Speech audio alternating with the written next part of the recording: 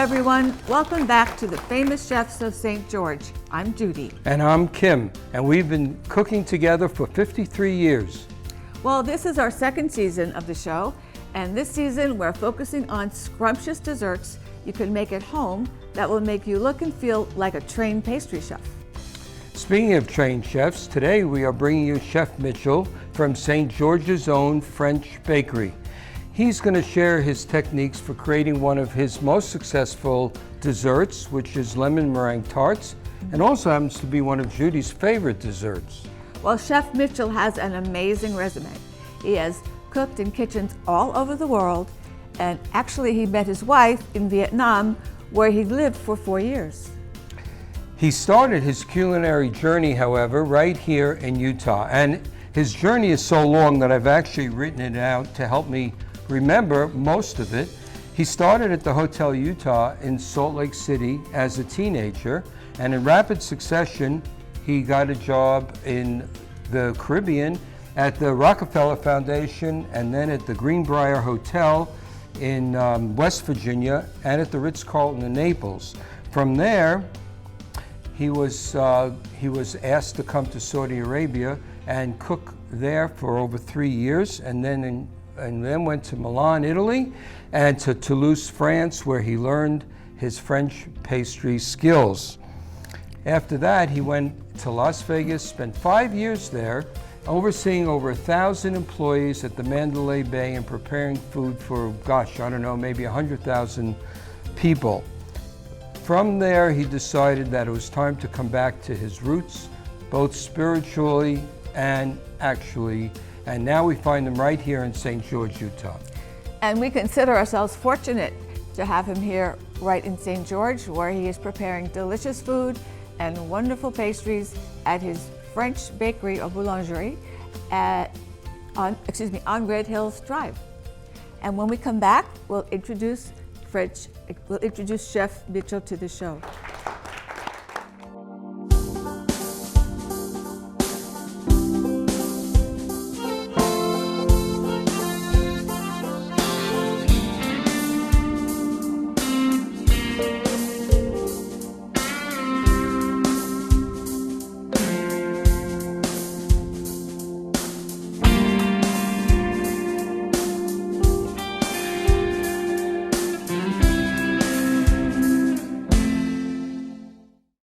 Well, welcome back, and now we have Chef Mitchell here with us, who is now from St. George.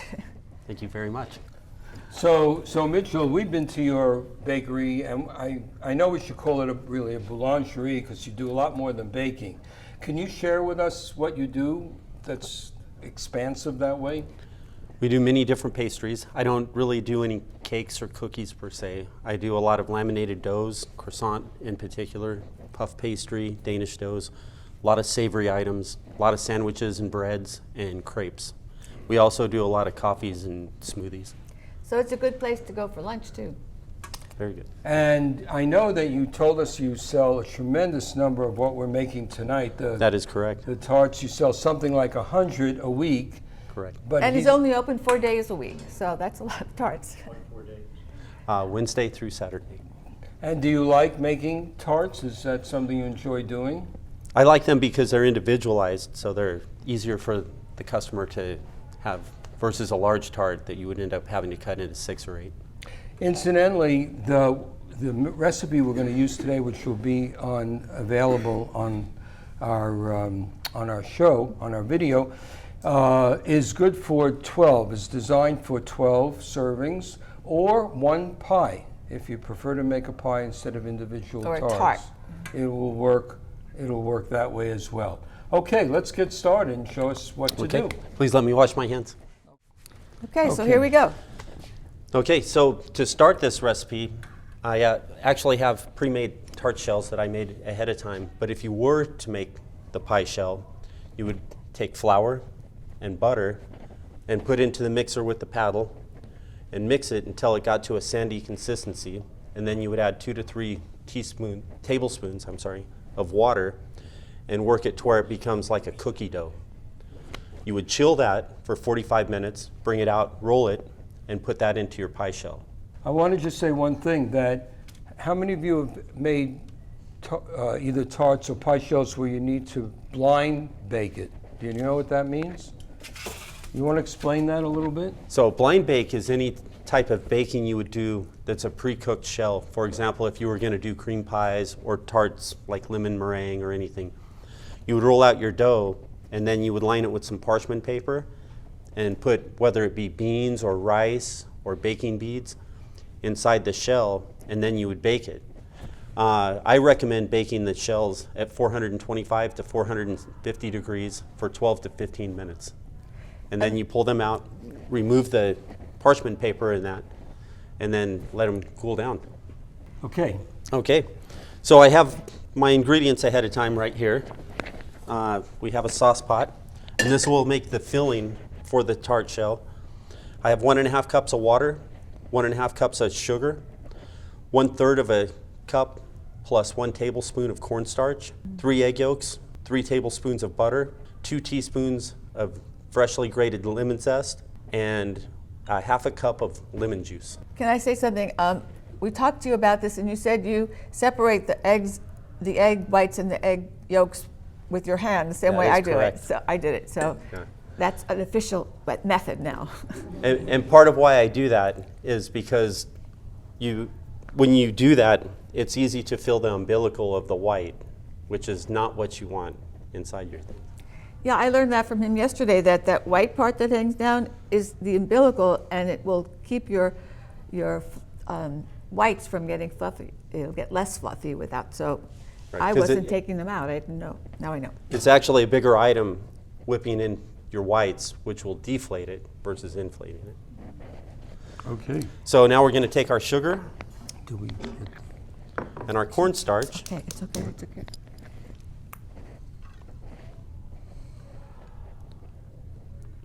And we're going to mix this together a little bit before I add the water, just so it doesn't have any lumps on it. And then we're going to add this water to it. Just room temperature water? It could be any temperature because Okay. we're going to bring it up to a boil. Oh, okay. But the key is that you want to actually mix this so you don't have any Lumps. cornstarch lumps. Correct. And now, And what's the trick to getting rid of all those lumps? for me, what I found is I mix it first with the sugar and then add the liquid to it. Okay. If you just add your water and add it to it, it's next to impossible to get the lumps out. Unless you have a gloved hand, and Right. that's not very fun. And we're doing this on medium-high heat, I'd say, yes? Pretty high. Actually high. High? Because we're going to bring this up to a boil, and because the cornstarch that's in it, it's actually going to thicken on us, and that's what we're looking for. Right. And then we're going to add the egg yolks and cook them for about 1 minute, 1.5 minutes, and then we're going to add the butter, lemon juice, and zest, which will thin it back out.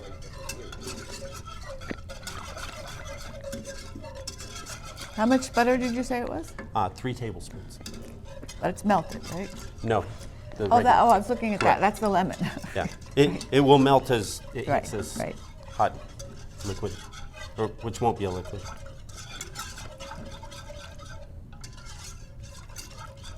Takes patience, huh? To get that mixed.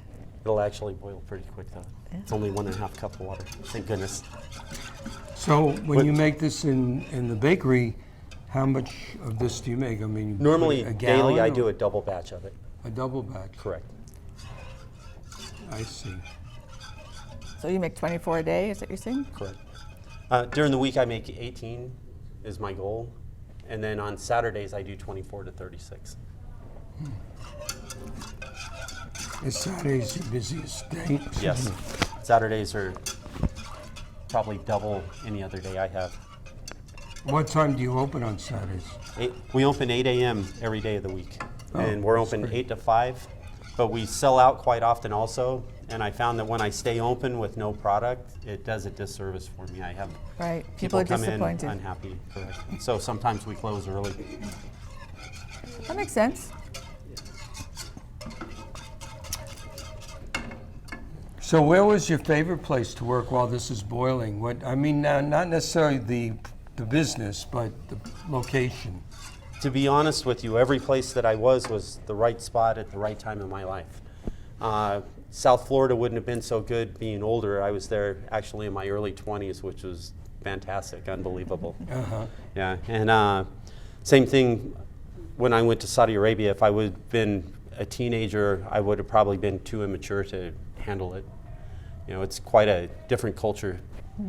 And then, like I tell everybody also, every place is fantastic if you have a couple dollars in your pocket. If you don't have any money, none of those places are very fun. This is true. Vietnam was actually, for me, very fantastic. I went there in 2008, and that was more than 40 years after the war had ended. So it's going through an economic boom, and it was very, very awesome.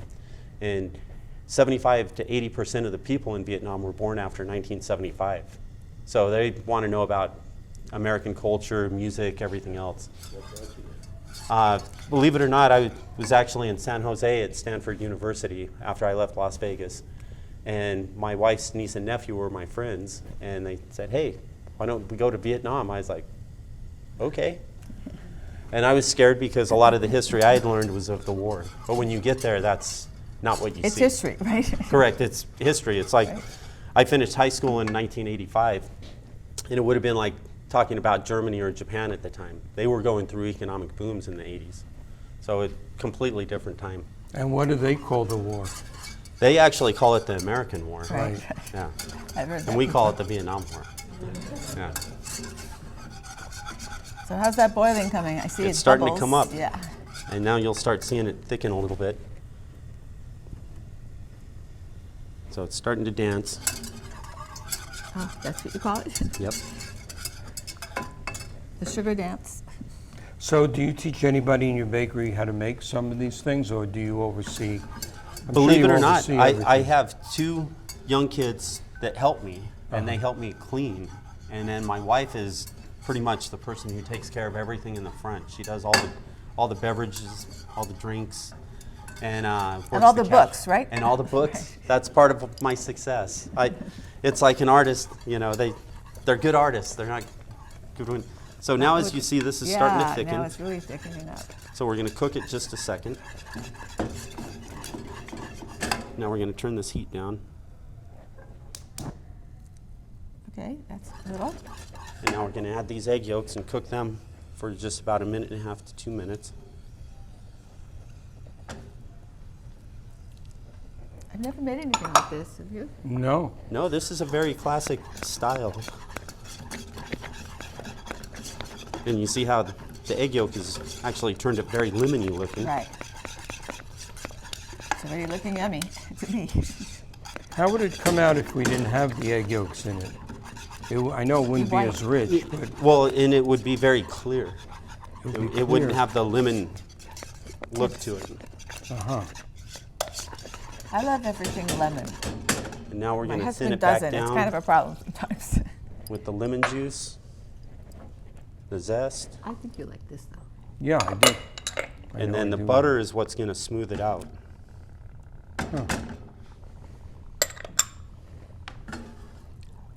And then we still have it on low heat, right? Correct. And how long do you whisk it for now?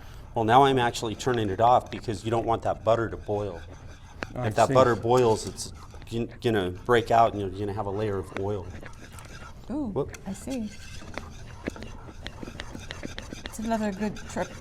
That's another good tip to know. Yes, very important. Otherwise, you've literally wasted all your ingredients and time.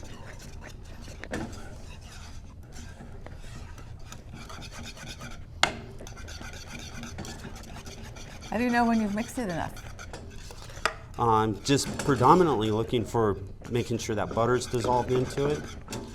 And it's got the nice texture now.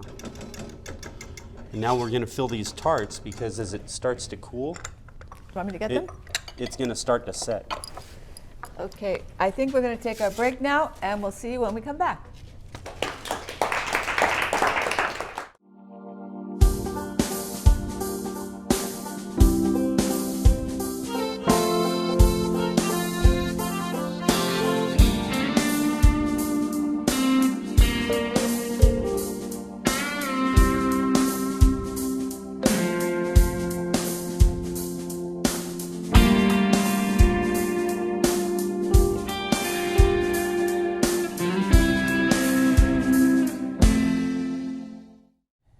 Welcome back.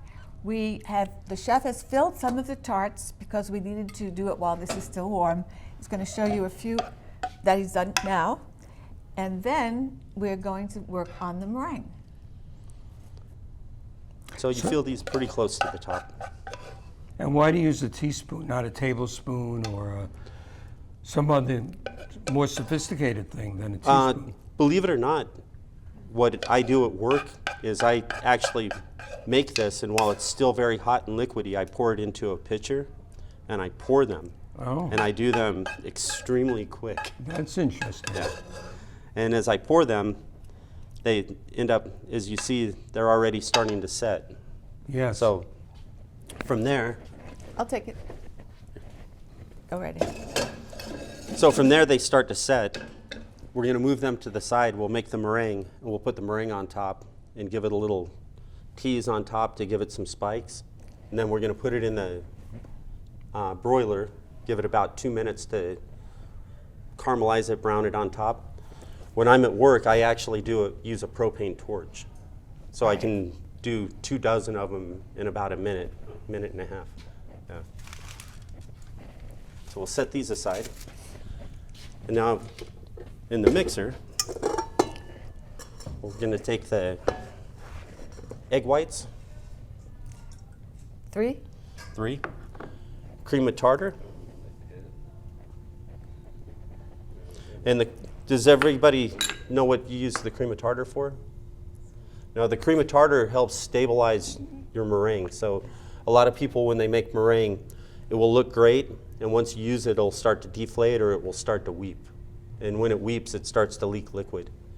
The cream of tartar helps avoid that. It keeps it very stable. Good to know. So I read something very interesting about the woman who invented meringue, the baker who created meringue. She was making lemon tarts, and she always had the egg whites, and she didn't know what to do with them.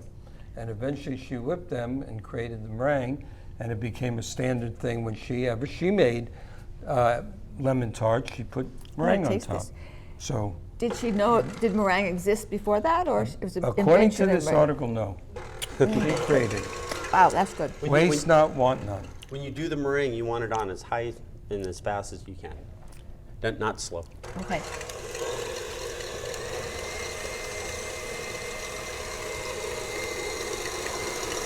The meringue we're making, there's several different types. There's French meringue, Italian meringue. We're actually doing an Italian meringue for this particular recipe. And that's where we're going to sift the sugar into it in 3 different stages. The French meringue is where you cook the sugar to a softball stage, which is about 220 degrees, and you pour it in a slow and steady stream. And then that cooks some of the meringue also.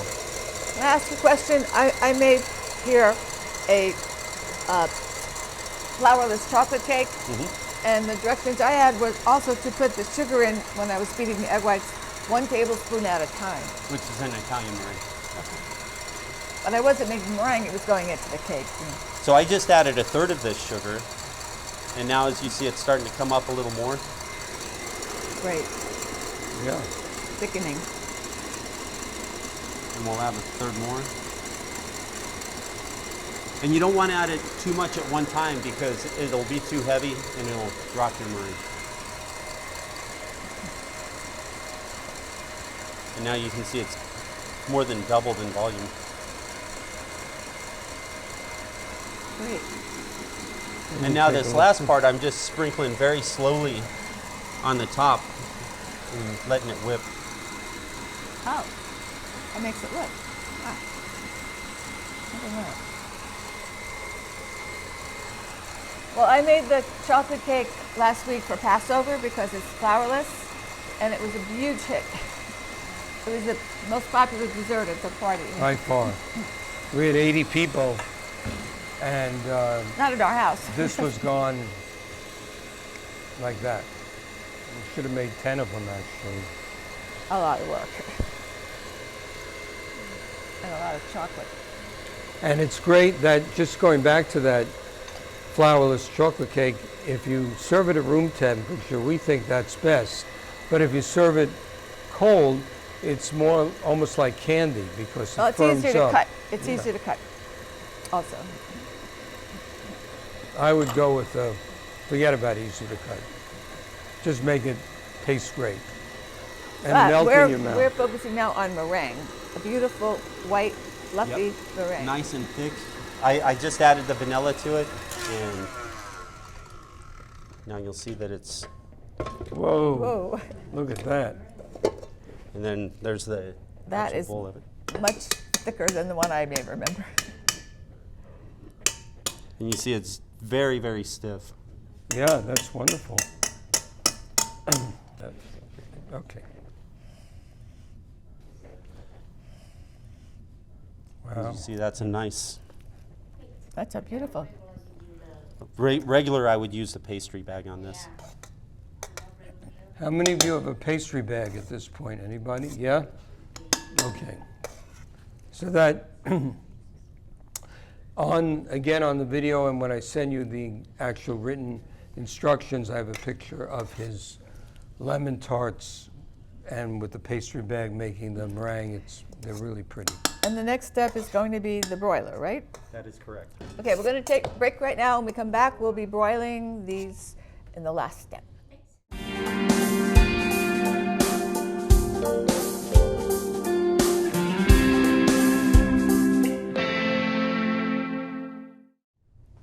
Welcome back. We're here with Chef Mitchell, and he has been piping these meringues, and he's going to show you how he did it. So we took a plastic bag, regular baggie, freezer bag. I cut the corner at a diagonal, which gave me an open tip, and we piped them out, which is more or less what I do in my bakery. I take a pastry bag, but I use a very large one because I do many, and then pipe them all out at one time.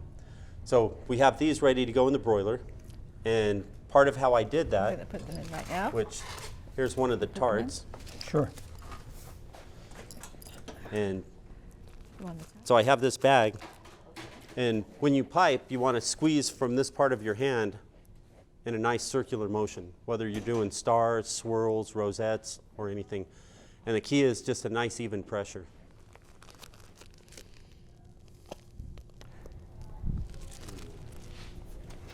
Do we have that?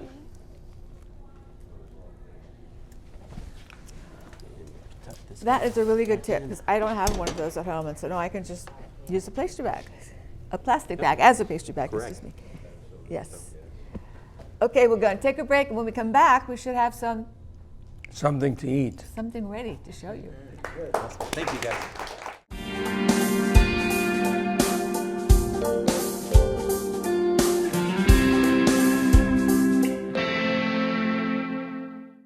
Okay, now we're back, and we just put these in the broiler for about, what, 2 to 3 minutes would normally be it? And you see how nice and brown they've become? That's what you want. So if you don't have a torch, you can still make it look like you torched them. Yep. Which is how it's done in the restaurant, obviously. In my bakery, I actually have a propane torch and torch them all off. And sometimes if you get too close, you've ruined them because it's just too hot. Yeah. There Well- is a lot of technical skill in anything you make that's delicious, I think. Yeah. Yes. Well, thank you, everybody. I And hope we- you enjoy our show. And I just want to say thank you very much for being with us this season. We'll look forward to seeing you in the fall again, and have a great summer. And See you thank then. to the Thank you, chef. guys. Thank you.